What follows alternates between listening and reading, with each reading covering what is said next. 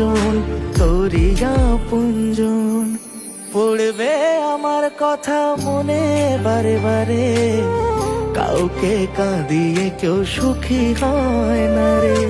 অবহেলার অভিমানে ছেড়ে গেলি যারে, দূর থেকে দেখবি তাকে ছুঁতে পাবি না রে। হয়তো আমার থেকে ভালো ঠিকই পেয়ে যাবি, তবুও তুই আমায় ছেড়ে একদিন পস্তাবি।